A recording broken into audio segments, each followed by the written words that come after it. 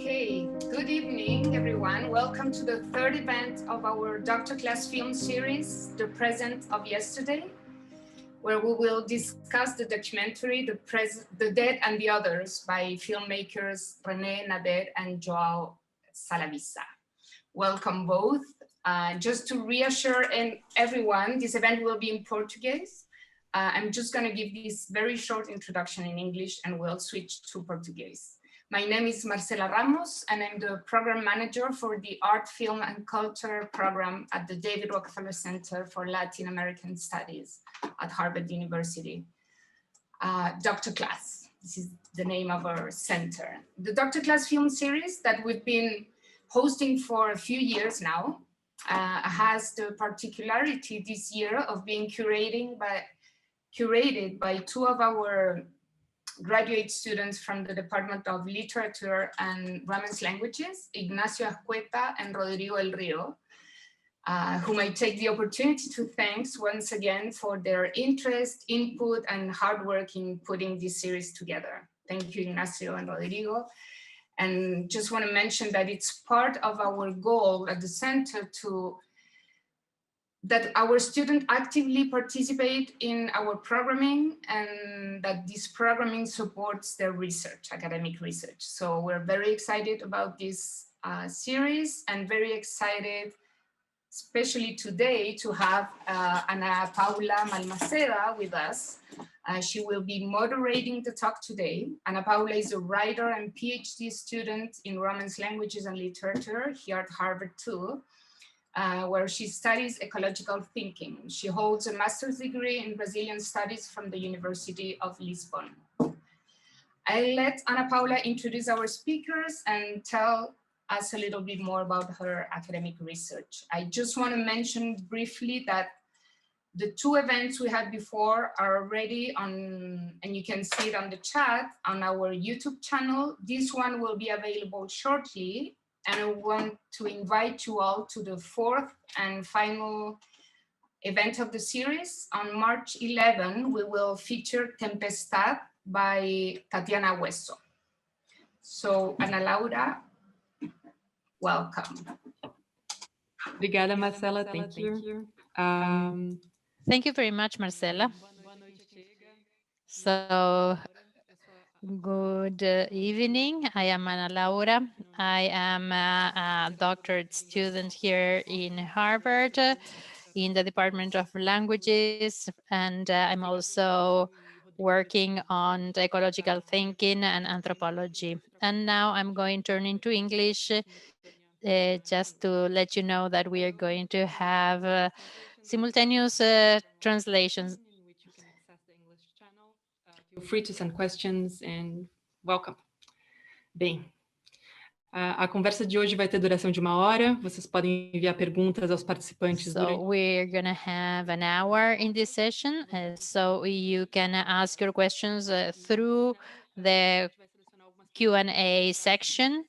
And at the end of the session, we are going to select some of your questions. It's a great honor to speak with our filmmakers today, René Nader Mesora and João Salavisa. And I'm trying to be first. They show what is called the real life and treat with respect at a human scale everything that was not shown as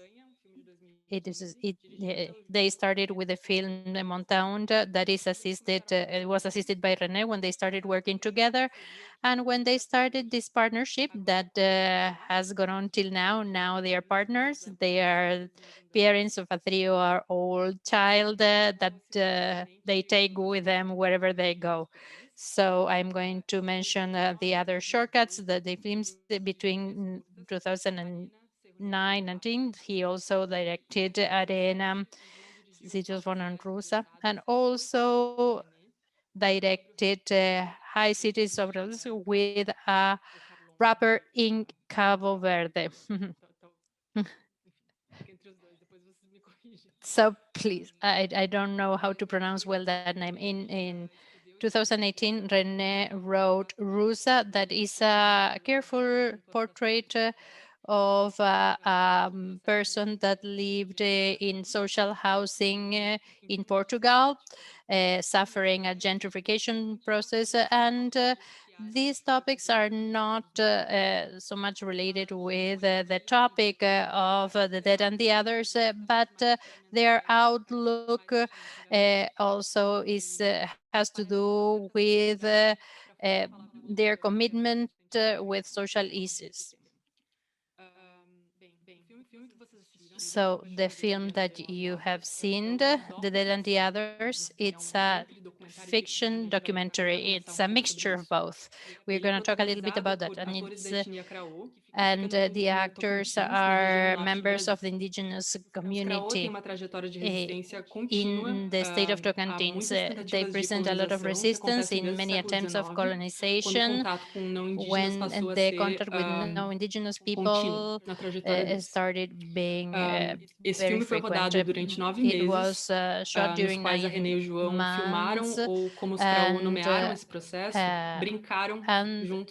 during this process, they live together with the community, and we're going to talk a little bit about that. René, since 2010, collaborates and have lived with the CAO, took João to this place after shooting the Montaña. When I say this world of the others, it's not an isolated world or that is not part of our world, because it is in close contact with modernity, as the film shows.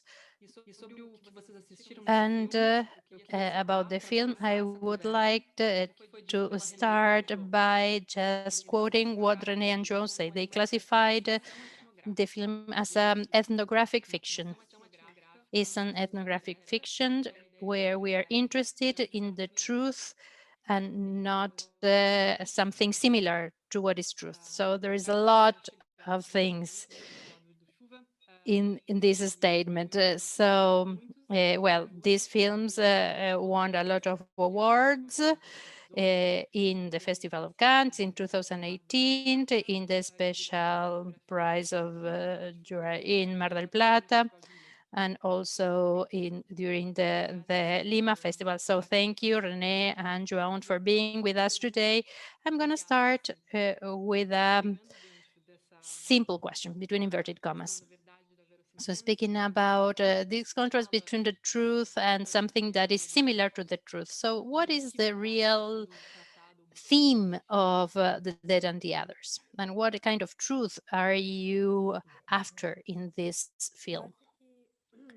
I think that the process of the film started even a long time before starting shooting, and finishes, well, it needs to have an end, but because it needs to be screened. But everything that we lived before and experienced before filming, it was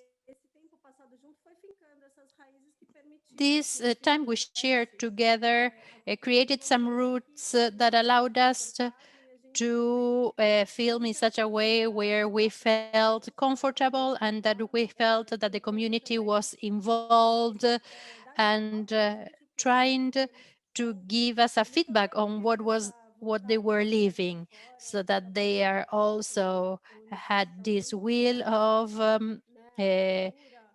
showing their culture, their language, their chants. So all this time we have shared allowed us to come up with this film. And I think about this idea of truth, because for the crowd, I feel that every story has a different version, and each of those versions is equally important. It's not one version that is more important than the other. So every person that tells a story is not going to tell a story that is going to be exactly the same than other version of that story, but it's something that links all those stories and that make that community to identify themselves in those stories. And that's what we tried to reflect in the film. And our day was to trying to get closer to a subjectivity and identity of this 16-year-old child that is in a moment that is in a limbo. It's in between the village and the town, although he is completely connected with his ancestors, but at the same time is bombarded with everything that is brought from outside. That is not just a cellular or the clothes or everything that he eats and he consumes. His desires also are transformed in this contact with the town and along these 30 kilometers that separate the village and the town. Many years ago, it was a long distance, and now it's not so much so. So 30 kilometers that you can just do by motorbike. So a few years ago, they didn't even have electricity. So all this process takes place very rapidly. And starting with this character that is very specific, with whom we shared every day during these 9 months, in a way, it's an attempt to show all these different things that many times are considered something exotic, or this outlook that comes from the 16th century, that sees the indigenous people that needs to be naked, that needs to be pure, that cannot be contaminated for anything that comes from outside to be considered a true indigenous person. So for us, it was very important to show that it's not because he wears one kind of clothes or other kind of clothes, he's going to be less indigenous. I don't know if you would like to add anything. Não, acho que você trouxe várias. I think that you have touched on different things that are really key in this film, that they are portrayed in a very subtle way. I would like to ask, how was the process of the script and the work with Jack Iñak? Iñak, that's the name of the main character. Okay. I would like to know how was that work with the actors. So good evening. Thank you very much for the invitation and for organizing these online sessions during the pandemic that helps us to overcome this isolation that we are forced to live. The film is based on a story that we lived very closely of another young indigenous person that we met in one of our trips to Ijakacha, and it started that he was undergoing a process very similar that you can see in the film. It was a youth of 16 years old that had suffered witchcraft from another shaman, and he escaped to the town with his girlfriend and son and tried to seek in a hospital and Western medicine the cure for that. And it was a way to just to stay recluded from the village while he was trying to solve this conflict with the shaman. And we lived very closely that process with that youth, many times with hospital consultations. They said that they did all the tests, all kind of measures of fragments of our body, but they couldn't identify any disease. And then at the end of the day, they said that he was an hypochondriac. He says, I because he was saying that, well, you're saying that I don't have anything, but I feel that I am sick. So it has to do also with this language used by the Western medicine that is in conflict with this notion of the body and medicine that conflicts the approach that the Kraus have, where the body is also a social body, is his spiritual body, that when we are in the village, all the relatives have are participating in this period where a whole family can restrict themselves from having sex or even eating specific things or not hunting. Uh, so just to give you a notion that it's not just about a liver or a lung. No, we're speaking about a kind of disease where the whole community can suffer that disease. So there is a huge conflict about the language and the different approaches and notions between the Western world and the indigenous world. And we started thinking that this could be somehow uh, a map that we could base on to do the film. And then we ended up to invite Yankee to do this film. Uh, I've met him when he was 8 years old, and it's not that we did a casting in the village. No, it was something very intuitive while we started sharing our lives with them. And we we shot the film in a chronological way so as to tell this story and to show this movement of leaving the village, going to the town. And although it's a kind of a Western way of an approach to tell a story, and well, where where you have the hero, we could not just overcome these mental schemes that we have, but in some scenes were collaboratively done with Toto and with them.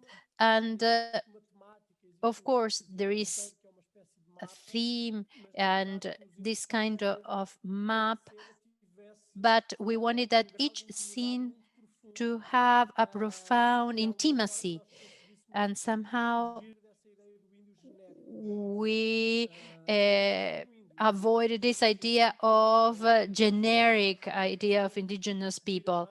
So he was a person that was unique, very different than from his brother and other people in the village that was living very specific situations. And this process of feeling that he was being called to be a shaman and he didn't want to be.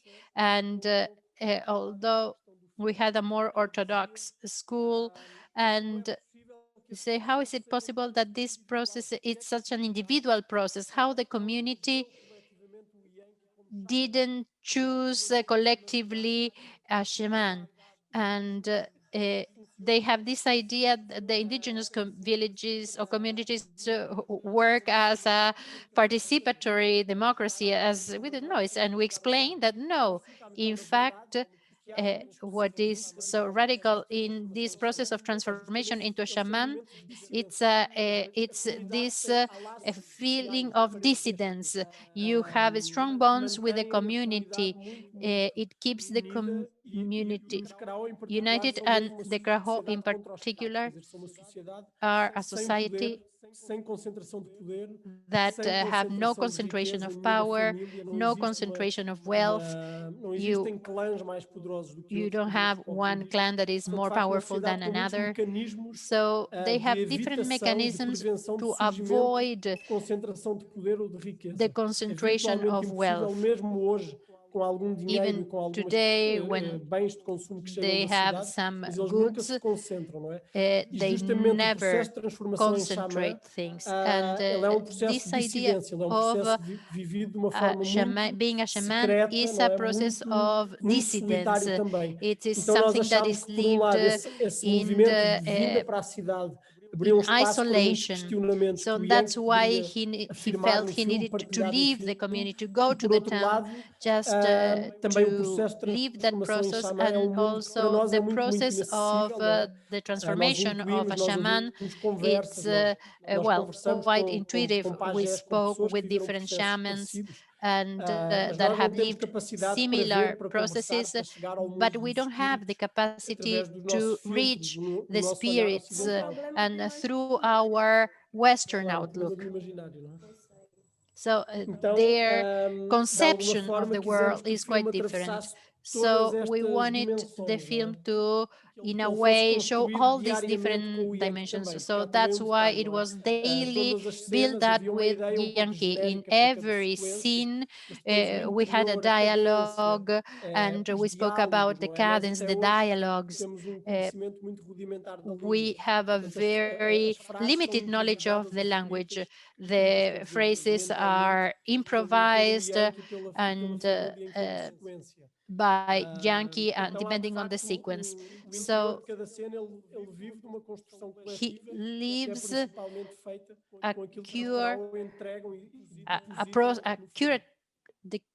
curation of that process that is done collectively with him. Just going back to the previous question, this idea of truth. All the family relations that we filmed are the way they are in real life. It would be impossible to film him with a different partner of girlfriend. So the film was reflecting a lot of what we were experiencing within the families. There is a scene, for example, where the mother complains that you didn't go to get the straw because and the rain season was coming. So those were situations that we lived, and we took advantage of those situations, and we included these images with the same idea, and even the way that when the mother using the same words than the mother used in real life. So as that we had different sequences that were somehow included among the things we heard and we lived, and Yankee also brought this fact of him turning into a shaman. Yankee really felt that he had suffered a switchcraft, and then he distracted that one of his brothers would become a shaman because he was kind of strange, that he was leaving the hut in the wee hours, and he was really young. He was about 10 years old. And when he told that story to us, we saw that with different eyes, and it really made sense, in the sense for him to be becoming a shaman. And so we were trying to also observe who were our wishes and see how those dialogued with the things we were actually experiencing. it's really interesting to watch the film. So you see that you're discovering a different way of doing Porque existem tantas traduções de mundos acontecendo. filming or doing a film, because you're using even if you're speaking about the script, the actor, everything has a different approach, has a different work that you did where you are. And how was that process of translating that language into this the screenings and how you translated these different outlooks do xamanismo and para tela. cosmovisions as Alguns eu shamanism consigo perceber when you took it to the screen. I can see some things that you did with the photography in some transitions, but I would like to hear from you how you did. Well, to be a translator is to be a trader. We tried to work closely with Krate, that is the biggest shaman in the village. And he was all the time working with us. He started working in the film even before becoming an actor, because Yuanqi, during a moment of the film, he started becoming scared because Yankee's father, in fact, hadn't died. And so Yankee started, was in doubt because we were kind of provoking, perhaps we were provoking the spirits because we were telling a story that was not truth, because the father was in fact alive. And that was a very delicate situation. And so he requested to talk with Krate, the shaman. And so we shared this problem with him, and the shaman asked to be given some days that he was going to have meeting with the spirits, and then he would give us an answer. Some days later, he came back and he said, okay, well, he said, don't worry, the spirits understand that what you're doing is just a game. And so we and after that, when we filmed the sequence where Karate intends to do this cure into Yankee, that's a scene that was proposed by him. The shaman wanted to be in that scene, and he's going back into a moment where he lived that situation. Even the length of that scene is even a length that was proposed by him, because we were not going to cut that in the middle. So, and that was, and that happened in different moments during the process. And the shaman was kind of our guide. And in this place, in his place as a mediator, as an ambassador in between worlds, that is the person that connects the dead with those that are alive, that has this capacity of hearing the dead, and also to help those that are about to die, but also have this capacity also to kill. So I think about the shaman as his role as mediator in between worlds.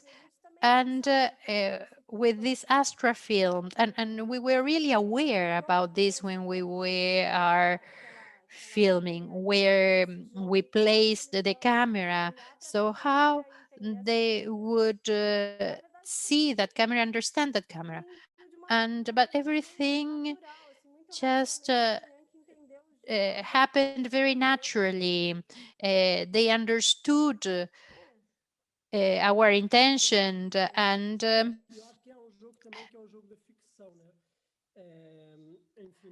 we work together. Also, it's a game that has to do with a fiction.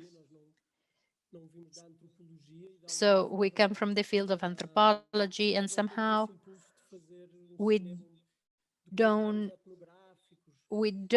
feel like having ethnographic documentaries in a more strict or traditional term.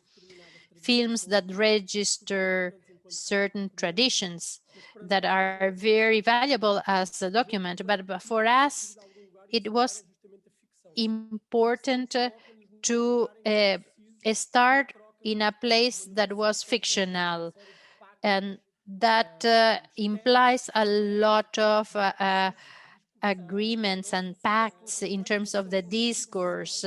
We cannot build up a fictional scene, although it reflected something that people had lived, and they relive for the film. This place of also obliges you to have a permanent negotiation, and it's also a political game, because when we are a couple that we are not indigenous and we enter into a village, and then how are we going to film this encounter of the main character with the spirit of the father? There is a work that is almost a ritual, and made us think about how much ritual is involved in filming, in terms of waiting for the right time to film. Also with Gianchi,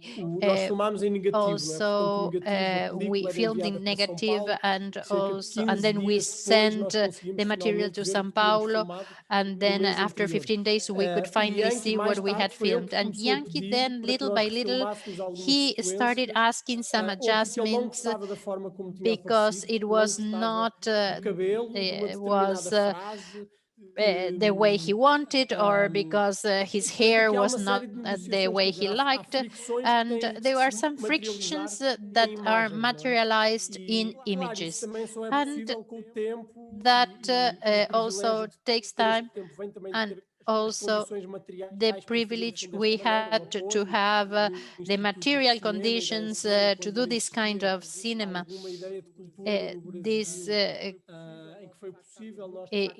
That made us possible to stay for a long time in here, just to take our time to film. But at the end of the process, there was only one sequence that was problematic. We always thought that these sequences that involved the dead and the spirits could be more complex. And at the end of the film, when the film was completed, Gianchi said that he was kind of uncomfortable in the moment that he himself and his mother are painting the log for the father. That is a sequence near to the end. So, and I don't understand why it was something done very quickly, and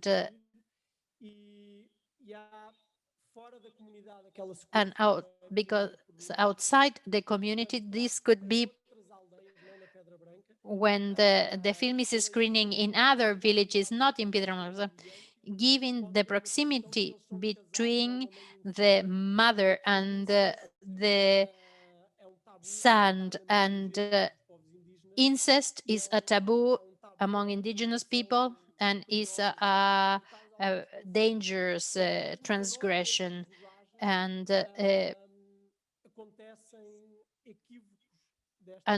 although we were really careful, we made this kind of mistakes. So that shows that it takes a permanent dialogue and negotiation, and despite of being all that, we had that at the end. So every sequence has a very peculiar and special process that gives at the end the whole cadence of the film. So, wow, I imagine how challenging it must be, this kind of negotiation, of contact. And it's quite curious how a detail that could I would have never thought of can be problematic in their terms. And I started thinking, so perhaps we have mentioned this already, but it's about the O cinema é um dispositivo criado pela modernidade, né? temporality, the tempo of E a temporalidade dos filming, Craô, porque eu acho and que esse the é um filme tempo of também the que ensina Craho, because muito it's a film ao that espectador also sobre teaches a uma lot outra temporalidade. about a different tempo. The scenes have a different timing. So was it organic, this process of translating it into the film? How was that process? I think that it was quite intuitive.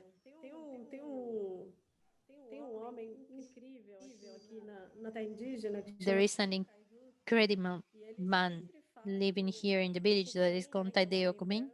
He always says that the white man, Kupin, says, lost the patience of the world.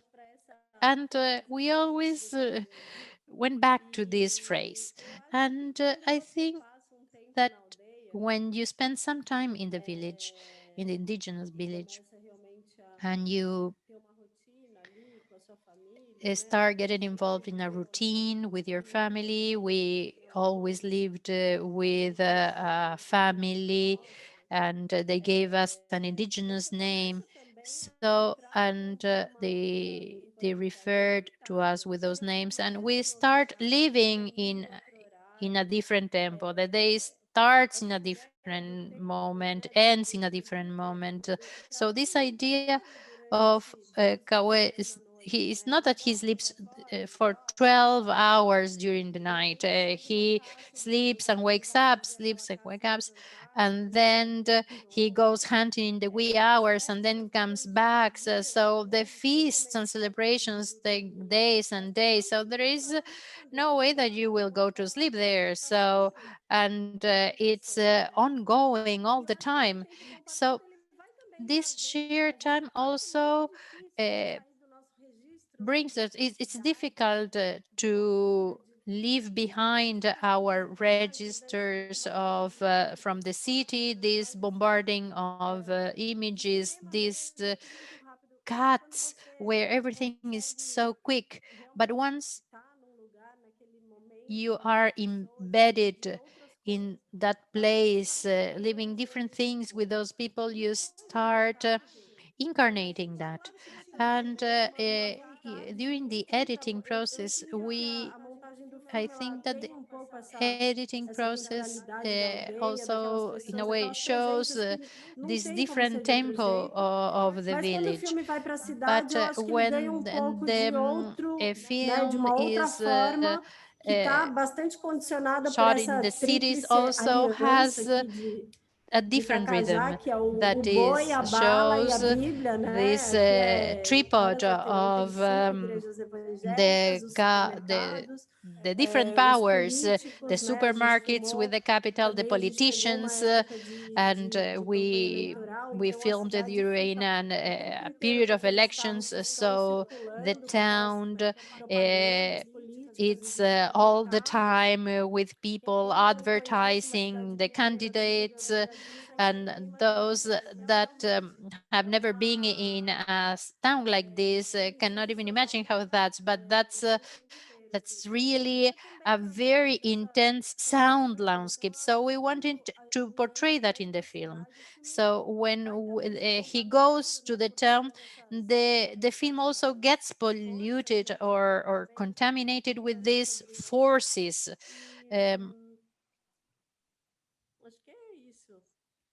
as also the church and the boys. And then when he returns to the village, then it goes back to its preliminary rhythm. So I think that's very powerful. I think that in those images when the hair is cut, that is really enchanting. And in that moment, it's it fits so well in that moment that was really pleasant to see. And I have a question from Isabela Nada, and it's how is to live in an indigenous village during the Bolsonaro's administration?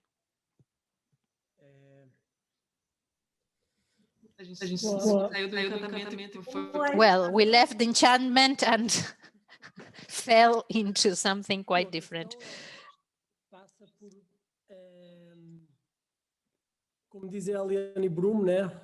As Eliane Brum says,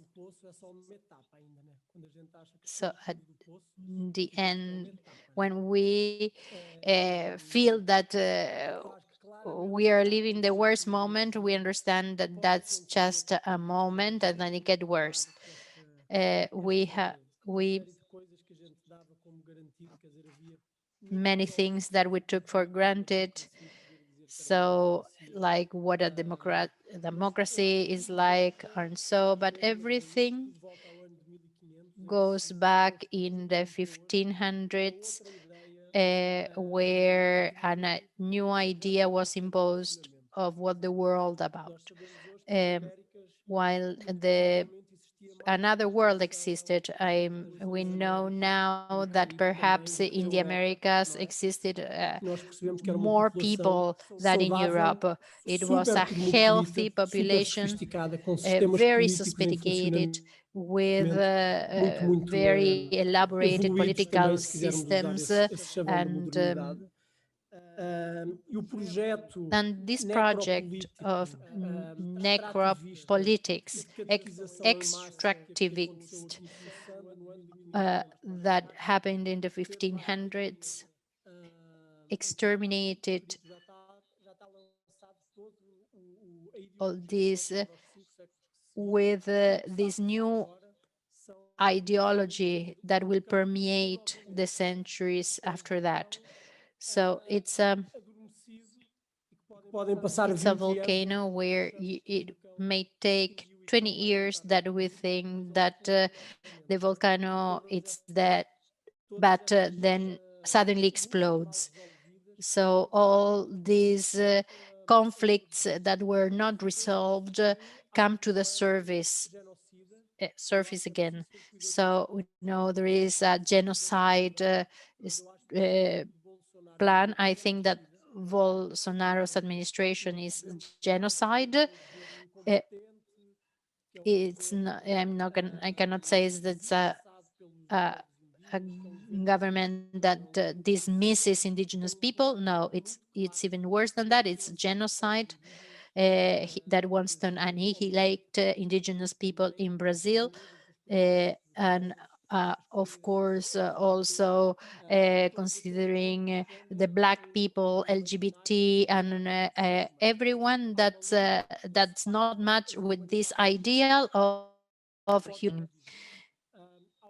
And if they don't match that, they don't deserve to stay alive. So living in the village and also seeing what's happening in many other places in Brazil, there is a lot of resistance that is quite elaborated, and they are permanently seeking of new approaches, new ways, sophisticated ways, with a very clear awareness in the indigenous movement, the anti-racist movement, the movement that defends the rights of women, of sexual freedom, and the root of the problem is the same. So the genocides in funk party in the periphery of São Paulo portrays the same crime of the genocide of the indigenous people. So the enemy in all these cases is the same. So this awareness is not just a class awareness or Marxist approach from a more traditional left wing. So we, as part of a white urban population and privileged in many senses, the minimum that we can do is to embrace these struggles and to support them. And to be in a place of active listening, of the resistance is there. They have been the same since the 1500s, and evidently what the indigenous villages are suffering is different from region to region.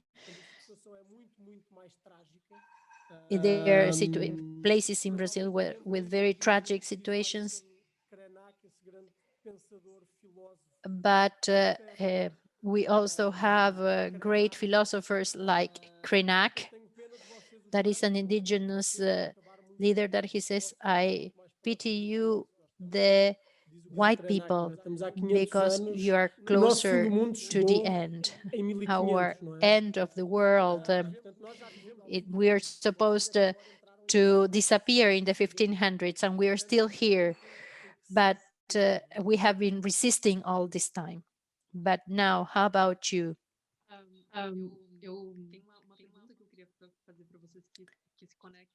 I have a question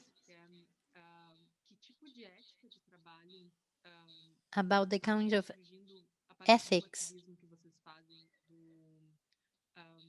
that arise from the activism you have in your so much close contact with the indigenous people. So how you think, what kind of ethics in terms of Que tipo de valores ou postura vocês tiveram que values, ter para serem bons aliados? E como isso or what mudou was durante o tempo? approach to become a good ally? I know you've been visiting them for a long time, and also I'm thinking of you as your activism as an artist as well. When you engage with a community, it's impossible not to participate in some of the struggles and situations that arise a long time. At the beginning of the pandemic, for instance, there was a call from a Krao leader to organize a group of Ibantus, that are the people that became popular among the Krao people, for them to gather and try to explain or translate the crazying that was taking place in the world with so much information. And now with the dissemination of internet in the villages, the amount of fake news is appalling, as everywhere in Brazil. So they wanted for us to translate what was going on, to explain what was this about, how severe this was in the world, and together with them think about strategies in the struggle. So in total, there are 39 villages, and they decided to close the entrance to the demarcated land. So, and for that, you needed to create these barracks, and that's why we started a campaign to get the funds to build those barricades. That was at the very beginning of the pandemic. That work started to grow because many things happened during the pandemic, from the invasion of their lands by missionaries, or also of loggers that illegally entered their land and didn't want to be disinfected. And this group somehow managed to organize a support movement together with the public ministry, with the Secretary of Indigenous Health, that is aligning somehow with the government. But anyway, we managed to organize and have a dialogue between the communities and those organizations, and they organized some system as the barricades, and they decided to keep those barricades just to defend their territory. So there are different ways of alliances that can bring a lot of benefits to the village, but it's very difficult to work together.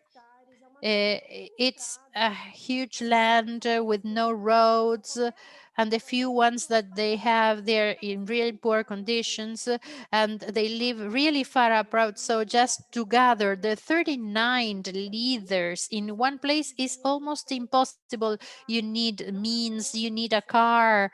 It's not a bus that you have here. You so there are difficulties that you really get acquainted with once you live in here, because before coming here we have no idea how things were here.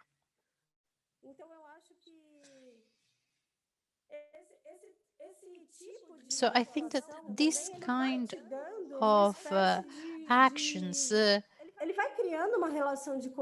create a relationship of trust with the community, because they perceive also how you can support them.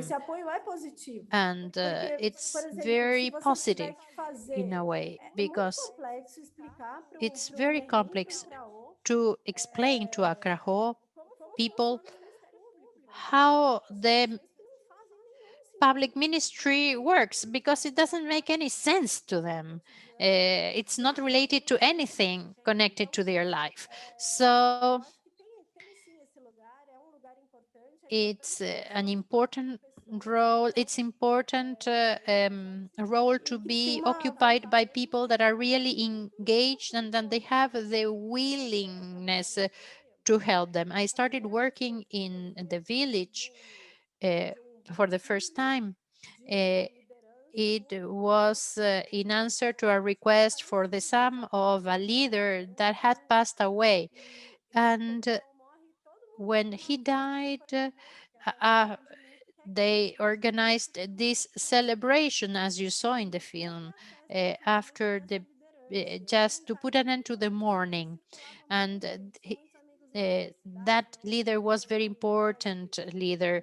He had a lot of connections at the university with anthropologists, and when he passed away, the community organized a very big feast. And when he passed away, his son asked this anthropologist just to have a registry of that feast. And that feast, that film became a short documentary. And that's how I met them. And then I met this the village, and also they expressed their will to really to register their life and why they were concerned about this, I really don't know. I I don't really quite understand why they were so concerned about it. So that's why we created a collective with the youth of filmmakers. They started producing their images. They created a lot of myths, rituals. Some of the films, um, uh, they also uh, shot some films, and it was a group that was transformed over time, and their work also was transformed over time. They still exist. We still support them um, uh, in whatever they want us to support them. And this collective is called Menchuaoe, Members of Culture. And in a certain moment, they felt the need to film a kind of a news report, and so their needs change over time, and even the members have changed over time. So the girls become pregnant, and then it changes, but it's always kept alive. It's part of the movement of the community. At the beginning, I felt a little frustrated because I couldn't quite understand their dynamics, but they are working with us, still working with us, and we are also thinking how we can best support this work without imposing and intervening, and just letting have their own dynamics and their own process. Well, there are many issues involved in your question. It's something very complex. Era bem ampla e você Yeah, trouxe, it was trouxe a história. really a very broad question, and you really showed us very concretely Obrigada. uh, A gente tem uma outra pergunta aqui. how concrete situations to answer this. A question by Tiffany. She asks to René if you can Com o coletivo de cineastas do Craô, talk a então, little bit about tem the collective with filmmakers of the Krao village.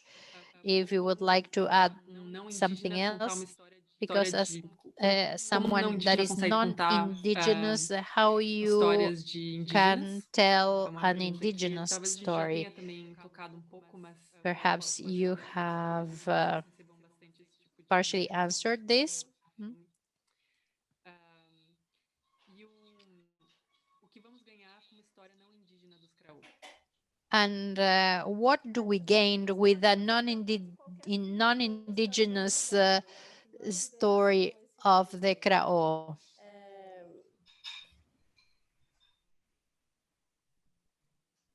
A gente volta para essa pergunta. É um filme indígena? Is it an indigenous film? Is it a non-indigenous film? What kind of film is this?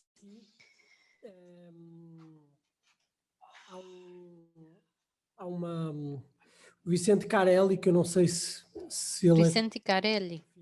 é conhecido nos Estados Unidos ou aí pelos teus colegas, Ana Laura. That is well known in the United States. He founded Video in the Villages. It's a collective created at the end of the 70s, beginning of the 80s. And he proposes a new way of shooting with indigenous people in Brazil. Many of the peoples back in the 80s used to live in faraway places. And he says that even at the beginning, in the 80s, he was highly criticized because he was trying to portraying this kind, they were claiming kind of some purity.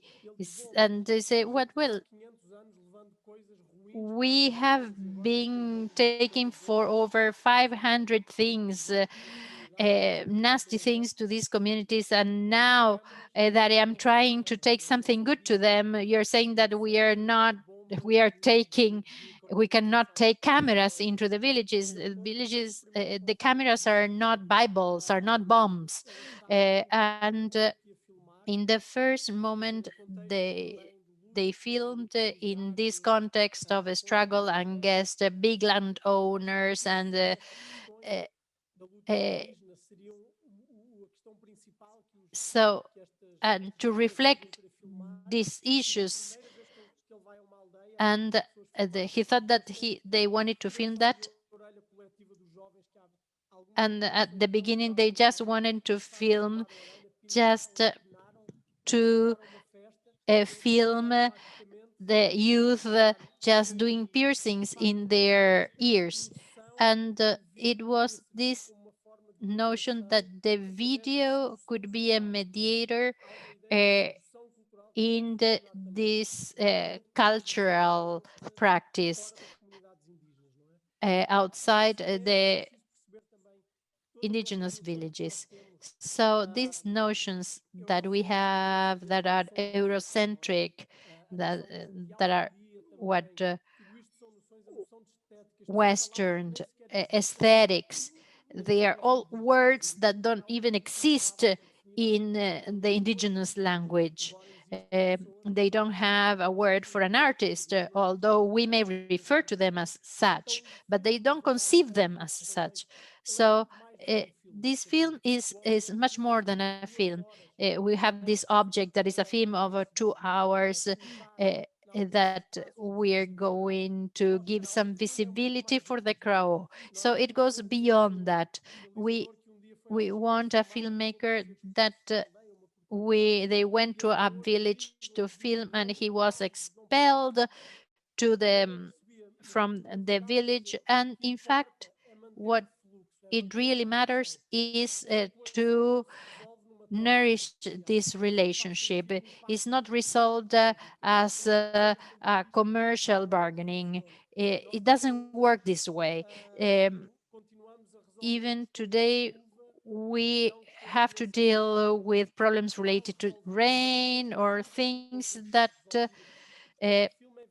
are not well resolved. So the film is seen by the Krao peoples as a kind of a cultural bomb that can throw outside. When we were baptized as non-indigenous, we were given a name. For instance, I am Gra, his name, and that name is impregnated with different relationships of the family, and that we have somehow to commit with over time. So, and we have 2 parallel projects. One of them started in 2010 with René. That is a project that is inspired in this work that was done by Vicente Cariello in different villages in Brazil. And we have a huge admiration for his work. And it has to do with mobilize and participate and leave these tools available for the communities to use them as the way they want. And also to be used as a way of mobilization and also portraying the image of the Krao by themselves to the outside world. Although we are the figures that, of course, we have visited different parts of the world with this film. They came with us and they also begged them to come with us. They had never left the village with us, and they came with us to Cannes just for them to understand how important it was for indigenous people to be in that place, and for people to listen to a language that is spoken just for 3,000 people.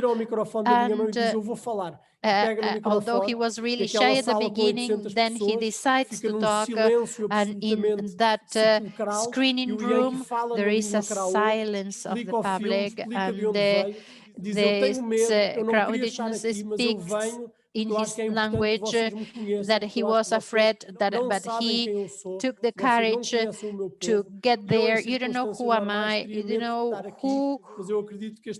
how we live, but I think that with this film you can understand and see who we are.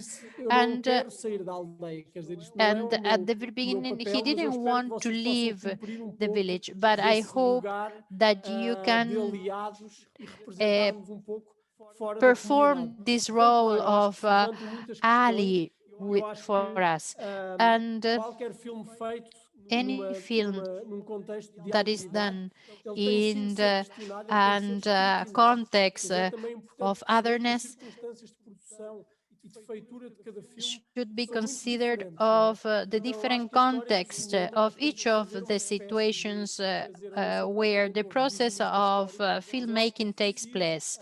However, I think that it's possible to review the history of cinema, to go back to Lumiere, and to see and study the context in which each of those films were made, and understand how the history of cinema is the history of submission and impositions and of an aesthetics. And we are not outside this history, and we are quite aware of all this. But our effort is that our films not to be done in more for our films to be more and more communal in a way.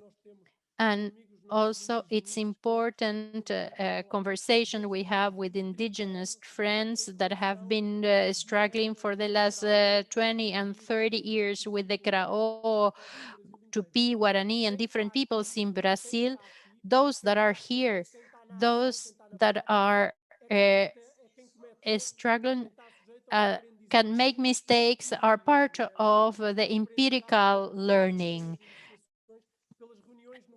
And of gathering and discussing for weeks. And this has to do with the discussions and relationships specific that we had in this process. Is for those that are in the front line, as they are, and a little behind as us, are also subject to make mistakes and to learn from them.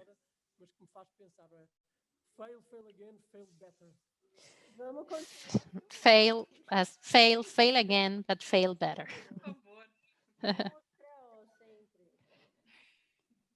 Tem uma história engraçada que eu passei esses dias e eu queria contar rapidinho.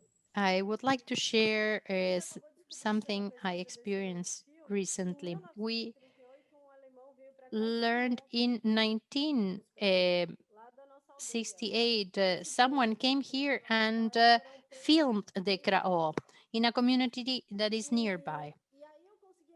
And there I contacted the son of that German filmmaker and tried to watch and tried to see where that film was. And then his son told me in 2004 he came here with some HVS copies to do the screening to the community, and one of the leaders started crying after watching the film because he recognized his mother, that it was young back then, and that was killed in a massacre that took place in the 40s.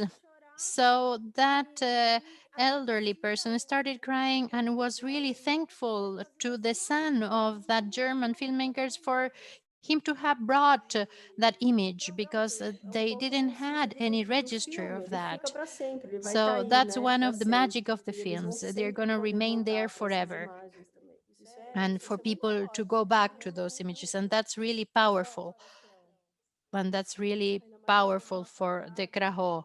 There are peoples we are massacred, and they are always confronting different kinds of tragedies. Eu acho que eu teria muitas outras perguntas para fazer para você. I would have many other questions. I really thank you for being so open about this your process and the kind of work you do. A gente quer ver mais do que vocês têm para fazer e muito obrigada.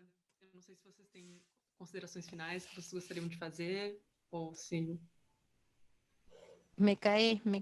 Inúmeras, mas não, que não acaba a história, né? Vai dando volta. Vai dando volta. Mas, enfim, agradecer muito o vosso convite, né? Queria também, se vocês puderem acompanhar, há uma campanha que a René acho que falou, mas não citou, o que se chama Salve Craô. Não sei se a gente pode escrever aqui, não. sim, vamos deixar aqui em algum lugar. É uma campanha para apoiar esse trabalho de fiscalização territorial, porque agora a terra indígena, no momento da pandemia, foi invadida por todos os lados, né? Aproveitando essa... So Já era ruim, né? Mas ficou ainda pior durante a pandemia, então... their situation was difficult, but it became even worse during the pandemic. And this campaign started during as a way to support them during the COVID pandemic. And now we are going to work in a different alliance with different villages to defend their rights to land. And when we speak about the ecocide, that not only involves the Amazon, but other biomes as the Cerrado, Caatinga, and the wetlands of Pantanal, and the Atlantic forest that is being destroyed as well. So os Craô the conservam até Craós, hoje a maior área even today, contínua de cerrado have the vivo biggest e area preservado, of que é a terra well indígena preserved Craô, com 300 mil hectares. of the É o Cerrado faixa biome. bem preservada. And Então, enfim, espalhem a mensagem, essa campanha vai spread the word about this campaign of fundraising to support their cause. So please disseminate this effort among your friends and groups. So here you have the webpage that is Salve Craó, and you can make your donations here. Here you have the information. Thank you very much. Obrigada a vocês. Obrigado. Oh, thank you. Obrigada a todo mundo que assistiu também. Thank you everyone for being here and those that participated.